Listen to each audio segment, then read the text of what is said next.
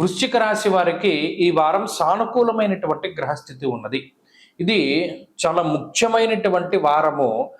చాలా కాలం తర్వాత నిజంగా చెప్పుకోవాలంటే 5-6 వారాల తర్వాత అంత స్థాయిలో గ్రహస్థితి అనుకూలంగా ఉండేటువంటి వారం వృశ్చిక రాశి వారికి.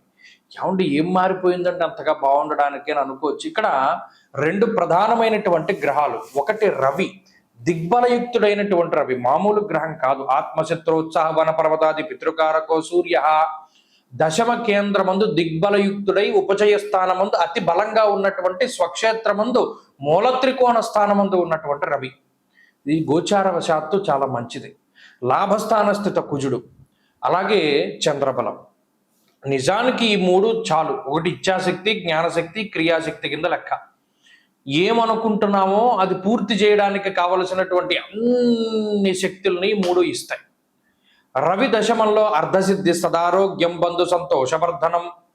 ఇక్కడ దశమంలో ఏకాదశంలో ఉన్నటువంటి రవి కుజుల వల్ల అర్ధసిద్ధి, సదారోగ్యము. ఒకటి ఆర్థిక అభివృద్ధి.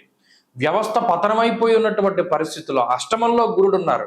చాలా కష్టపడి సంపాదించుకున్నటువంటివి కూడా పరుల పాలు అయిపోతూ ఉన్నాయి. వస్తోంది ఆదాయం, కానీ అనవసరమైన ఖర్చులు ఉన్నాయి. చోరాగ్ని నృప భీతిశ్చ గాత్రగాంభీర్యనాశనం. చేతులు కట్టేసి కూర్చోబెడతారు. గురుడు అష్టమంలో ఉన్నప్పుడు వృశ్చిక రాశి వారిని ఇక మాట్లాడనీయకుండా, ఏమీ చేయకుండా, ఎంత డబ్బున్నా ఎంత అధికారం ఉన్నా ఇలా కూర్చోవలసినటువంటి పరిస్థితుల్లో నుంచోబెడతాడు గురుడు. అటువంటి దాన్ని ఒక్కొక్క గ్రహము కూడా కొంత సహాయం చేసి ఈ బంధనాన్ని విప్పాలి. ఇప్పుడు రవి కుజుల యొక్క వంతు. రవి దశమంలో ఉన్నప్పుడు, కుజుడు ఏకాదశమందు ఉన్నప్పుడు ధైర్యం ఏకాదశ గతే కుజే.